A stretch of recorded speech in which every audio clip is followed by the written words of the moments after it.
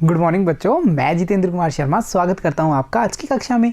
आज की कक्षा में बच्चों हम पढ़ने वाले हैं कक्षा 4 की पर्यावरण अध्ययन की पुस्तक अपना परिवेश का 9वां अध्याय, जिसका नाम है पानी रे अजब तेरी कहानी।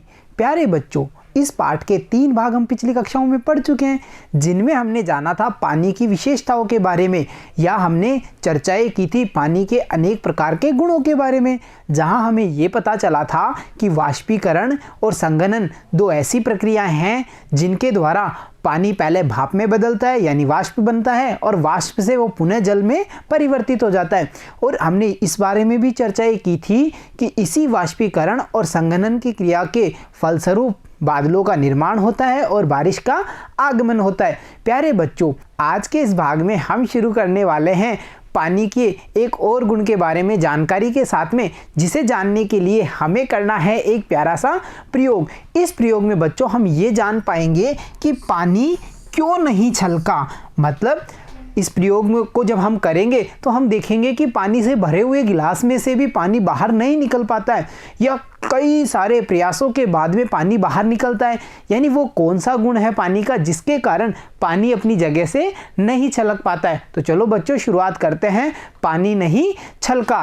देखो बच्चों, हमें इस प्रयोग को करने के लिए सबसे पहले एक कांच का गिलास चाहिए। जो हम एक कांच का गिलास ले लेते हैं और उसे पानी से पूरा भी भर लेंगे। तो उसे हमने पानी से पूरा भर दिया है, और यहाँ हम देख पा रहे हैं कांच का एक गिलास जिसे हमने पानी से भर दिया है।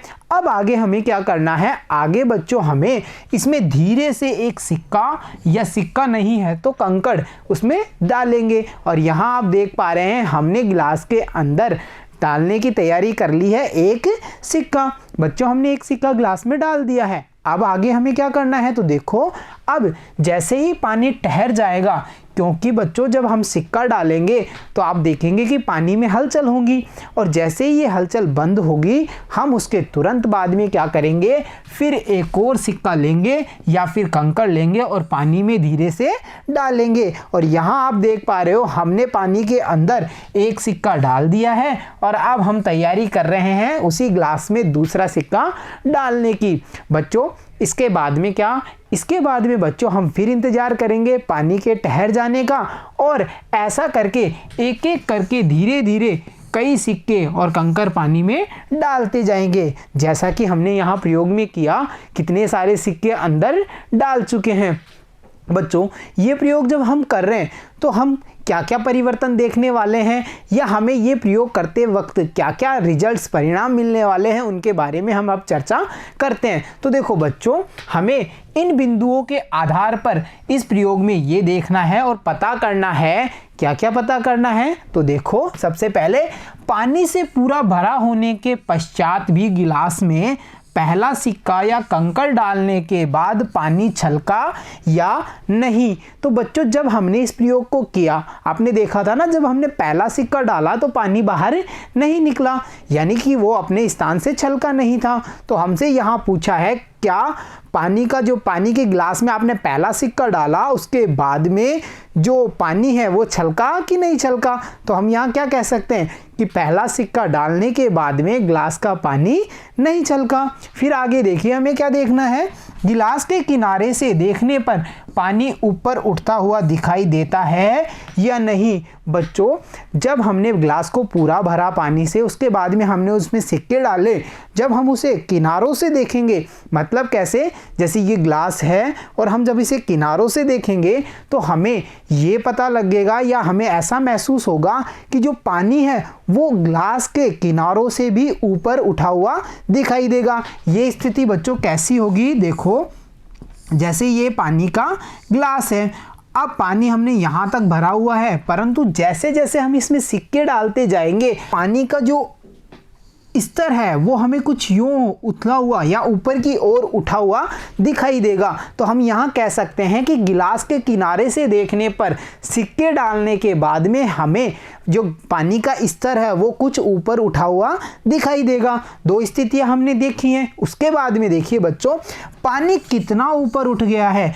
तो जब बच्चों हम ये प्रयोग करेंगे, या आप जब ये प्रयोग करेंगे, तो आपको ये पता करना है कि जो पानी है वो किनारों से कितना ऊपर उठ पाया है। है, कितना मतलब कि उसकी अवस्था में कितना परिवर्तन आया है, किनारों से वो कितना ऊपर तक उठ चुका है। और साथ ही साथ हमें ये भी पता करना है कि पानी में कितने सिक्के या कंकड़ डालने के बाद में पानी गिलास के बाहर छलक गया है। बच्चों, जो ये पानी के ऊपर उठने वाली स्थिति है, एक स्थिति ऐसी होगी कि जब हम सिक्कों की ज़्यादा मात्रा होगी या कुछ सिक्के और डाले जाएंगे तो धीरे धीरे ये पानी ऊपर उठता जाएगा, और एक स्थिति ऐसी होगी कि पानी गिलास से बाहर निकल जाता है। यानी बच्चों, हमसे यहाँ ये पूछा है कि पानी में कितने सिक्के या कंकड़ डालने के बाद में पानी अपने जगह से बाहर या गिलास से बाहर छलक गया है। तो बच्चों, हमने इन सारे बिंदुओं के आधार पे इस प्रयोग को किया और इन सारे बिंदुओं के जो परिणाम थे उनको हमने समझा है। तो चलो अब इसी प्रयोग पर आधारित कुछ आसान से प्रश्नों को समझने की कोशिश करते हैं। तो देखो बच्चों, जैसे हमारा पहला प्रश्न है, पानी छलका क्यों नहीं। मतलब बच्चों, जब हमने शुरुआत में सिक्के डाले तो उस समय पानी छलकता क्यों नहीं है, इसका क्या कारण है, या पानी का वो कौन सा गुण है जिसके कारण पानी सिक्कों को अपने अंदर आने के बाद भी अपने मूल स्थान से छलकता नहीं है, गिलास से बाहर नहीं निकला। तो देखो बच्चों, इस बात को समझने के लिए हमें एक रबड़ की तनी हुई झिल्ली की कल्पना करनी होगी। बच्चों, बैलून या गुब्बारा, याद करो गुब्बारे को, जैसे जैसे गुब्बारे में हवा भरी जाती है वो फैलता जाता है, यानी वो रबड़ का गुब्बारा धीरे धीरे अपना आकार विस्तार करता रहता है और वो अपने स्थान से ऊपर उठता हुआ दिखाई देता है। तो बच्चों, जब हमने रबड़ की तनी हुई झिल्ली की कल्पना की तो इसका हमारे इस प्रयोग से क्या अभिप्राय होगा या क्या लेना देना होगा। तो देखो बच्चों, पानी की जो ऊपरी सतह है वो भी कुछ इसी तरह की होती है। मतलब बच्चों, पानी की जो ऊपरी सतह है वो भी रबड़ की तनी हुई झिल्ली के समान व्यवहार करती है। यानी जैसे जैसे पानी ऊपर उठता जाएगा उसके ऊपरी सतह है वो हमें ऐसी प्रतीत होती है जैसे रबड़ की तनी हुई झिल्ली हो। और बच्चों, इसके कारण क्या होता है, इसके कारण जैसे जैसे पानी ऊपर उठेगा वो झिल्ली पानी को रोकने की कोशिश करेगी, और यही वो कारण है जिसके कारण पानी छलकता नहीं है। और हमें ग्लास में जो पानी है वो ऊपर उठा हुआ क्यों दिखाई देता है, क्योंकि पानी की जो सतह है उसका व्यवहार रबड़ की तनी हुई झिल्ली के समान होता है, इसी कारण हमें गिलास का पानी ऊपर उठा हुआ दिखाई देता है। तो बच्चों, हमने ये निष्कर्ष तो निकाल लिया कि पानी छलका क्यों नहीं है, और इस प्रयोग के आधार पे हम क्या क्या पता कर सकते हैं। तो चलो कुछ अभ्यास प्रश्नों का अभ्यास करते हुए पता करते हैं कि इस प्रयोग के आधार पे हमने क्या क्या जानकारियां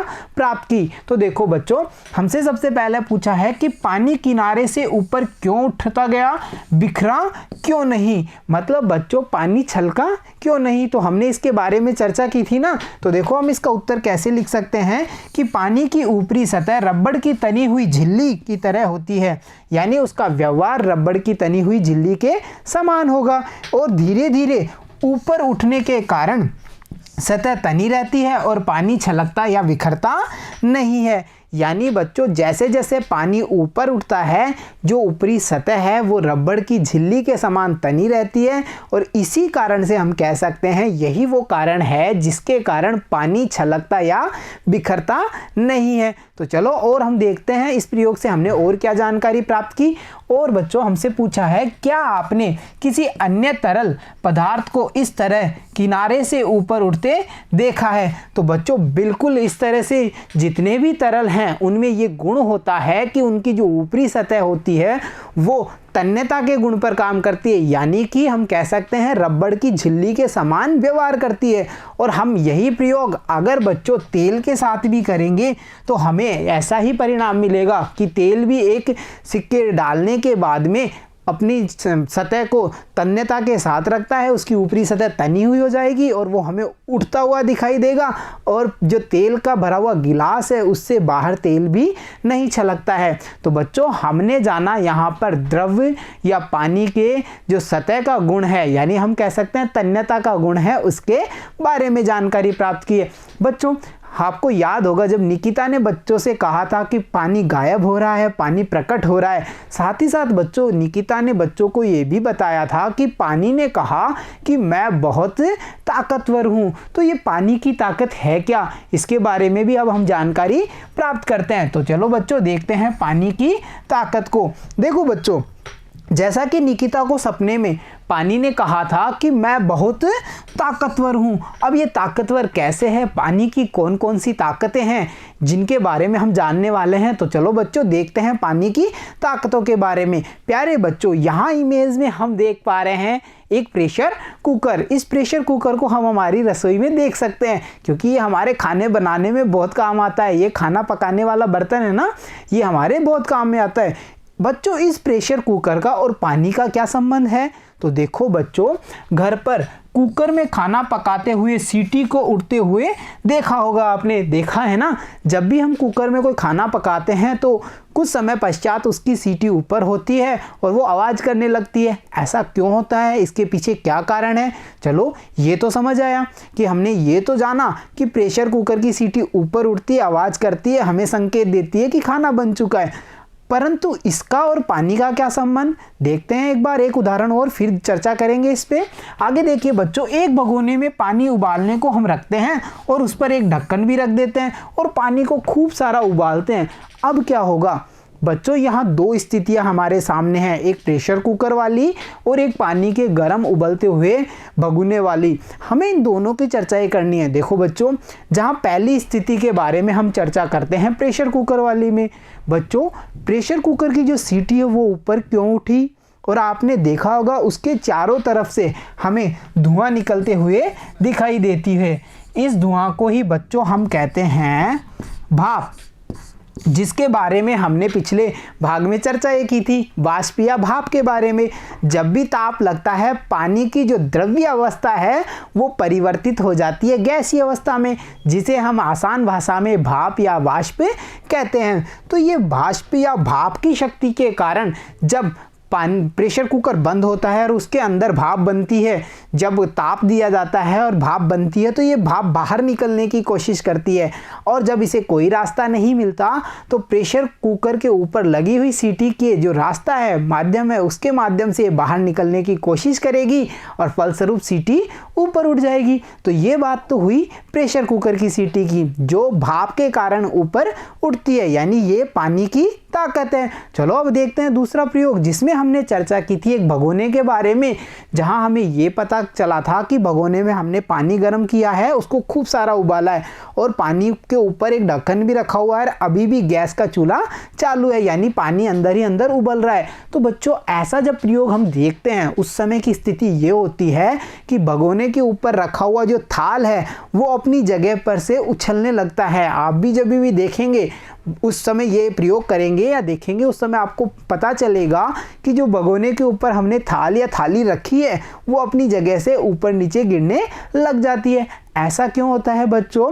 क्योंकि बच्चों, जो पानी गर्म हो रहा है वो परिवर्तित होगा भाप में, और जब भाप को बाहर निकलना होगा तो वो थाल के ऊपर या थाल के जो पृष्ठ है, निचली सतह है, उस पर प्रेशर करेगी, उस पर दबाव लगाएगी और उसी दबाव के कारण थाल अपनी जगह से हटेगा और भाप बाहर निकल जाएगी। तो बच्चों, देखा आपने जो पानी का रूपांतरित रूप है यानी भाप है, उसमें कितनी सारी शक्ति होती है। हमने बच्चों यहाँ जाना पानी की ताकत यानी भाप के बारे में। तो बच्चों, हमने भाप के बारे में तो जान लिया, चलो इस पे आधारित कुछ आसान से प्रश्नों को हम हल करने की कोशिश करते हैं। तो देखो बच्चों, यहाँ हमसे पूछा है कुकर की सीटी और भगोने का ढक्कन थोड़ा ऊपर क्यों उठ गया है। तो मुझे नहीं लगता कि इस प्रश्न का आंसर कोई नहीं दे पाएगा, क्योंकि इसके बारे में हमने चर्चाएं की है। बच्चों, हम कह सकते हैं ना कि भाप की शक्ति के कारण, यानी पानी का जो रूपांतरित रूप है, भाप या भाष्प है, उसकी शक्ति के कारण कुकर की सीटी और जो भगोने का ढक्कन है वो अपनी जगह से थोड़ा ऊपर उठ जाता है। तो यहाँ पे हम इसका आंसर कैसे लिखेंगे? देखो, भाप की शक्ति के कारण कुकर की सीटी और भगोने का ढक्कन थोड़ा ऊपर उठ गया है। तो देखा कितनी आसानी से हमने इस प्रश्न को हल कर दिया। प्यारे बच्चों, हमने जाना जो पानी की ताकत है उसके बारे में, और वो ताकत कौन है? भाप है, जिसके कारण हम ये देख पाते हैं कि जो कुकर की सीटी और भगोने का ढक्कन है वो भी अपनी जगह से हट जाते हैं। तो चलो बच्चों, अब हम बढ़ते हैं हमारे अगले प्रश्न पे, और अगला प्रश्न है पानी की भाप में शक्ति है। यानी बच्चों, हम अब तक ये तो सीख पाए हैं कि जो पानी की भाप है उसमें काफ़ी ताकत होती है, उसमें काफ़ी शक्ति होती है, परंतु हमसे पूछा है कि इसका क्या उपयोग किया जा सकता है। तो देखो बच्चों, हम इस प्रश्न का आंसर कैसे लिखेंगे, हम लिखेंगे पानी की भाप की शक्ति से खाना पकाया जाता है और सब्जियां उबाली जा सकती हैं। इसके अलावा बच्चों हम इस वाष्प का या भाप का उपयोग कर सकते हैं, जैसे आपने सुना होगा भाप से चलने वाला इंजन, तो उसमें भी इसी भाप का उपयोग किया जाता है। यानी हम समझ पा रहे हैं कि जो भाप है उसमें कितनी सारी ताकत होती है। प्यारे बच्चों, हमने जाना पानी के उस रूप के बारे में, यानी कि गैसीय अवस्था के बारे में हमने चर्चाएं कर ली, पानी की द्रव्य अवस्था के बारे में भी, और साथ ही साथ बच्चों हमने ये जान लिया कि जो पानी है वो काफ़ी ताकतवर है। तो चलो बच्चों, अब हमें और क्या क्या सीखना है और क्या क्या करके सीखना है उसके बारे में भी देखते हैं। देखो बच्चों, आपको ये पता होना चाहिए कि ऊपर से नीचे गिरते हुए पानी में भी ताकत होती है। अगर हम इसका कैसे पता करेंगे कि पानी में जो ऊपर से पानी गिर रहा है उसमें क्या ताकत होगी, कैसे हम पता कर सकते हैं। तो बच्चों, इसके लिए एक आसान सा प्रयोग है, हमें पानी को ऊपर से गिराना है और अगर उसके नीचे हम कोई चक्री रख देते हैं, चक्री मतलब गोल चक्कर टाइप में कोई भी चक्री रख देते हैं, तो वो पानी के बल से घूमने लग जाती है। प्यारे बच्चों, इस प्रयोग का उपयोग करके बिजली बनाई जाती है। कैसे बनाई जाती है, आपको याद होगा हमने जानकारी प्राप्त की थी बांधों के बारे में, जिसमें नदियों के पानी को या बरसात के पानी को रोक लिया जाता है और एक बड़े क्षेत्र पर इकट्ठा कर लिया जाता है। फिर बच्चों, इस पानी को ऊंचाई से गिरा करके, जैसे ऊंचाई से पानी को गिराया जाता है और नीचे रखा जाता है टरबाइन नामक मशीन। प्यारे बच्चों, इस टरबाइन में यही चक्री या पंखे नुमा संरचना होती है। जब ये पानी टरबाइन पर आता है तो वो पंखा घूमने लग जाता है। बच्चों, जो ये घूमने की क्रिया है उसी के आधार पे धीरे धीरे विद्युत का निर्माण होता है। यानी हम ये समझ पा रहे हैं कि जल से विद्युत भी बनाई जा सकती है। अब बच्चों, इसी के आधार पे हमें क्या करना है, घर पे कौन सा प्रयोग करके देखना है वो भी देखते हैं।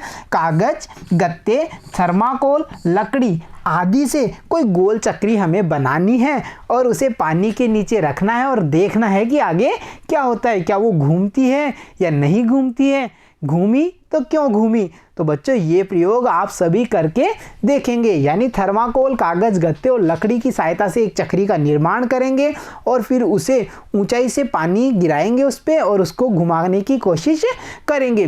प्यारे बच्चों, हमने अब तक के अध्याय में जाना पानी की दो अवस्थाओं के बारे में, यानी हमने चर्चाएं की पानी की गैसीय अवस्था के बारे में और पानी की जो द्रव्य यानी तरल अवस्था है उसके बारे में। पर आपको याद होगा निकिता को सपने में पानी ने ये भी कहा था कि मैं कठोर भी हो सकता हूँ, जब चाहूँ तब मैं कठोर भी बन जाता हूँ। तो ऐसा कैसे होता है, ये पानी का कौन सा गुण है। तो चलो अब हम जानने वाले हैं पानी के जमने के बारे में, यानी पानी कैसे जमता है, तो हम जानेंगे पानी के जमने के बारे में। देखो बच्चों, जैसा कि हमें पता है निकिता को पानी ने कहा था कि मैं बहुत कठोर भी हो सकता हूँ।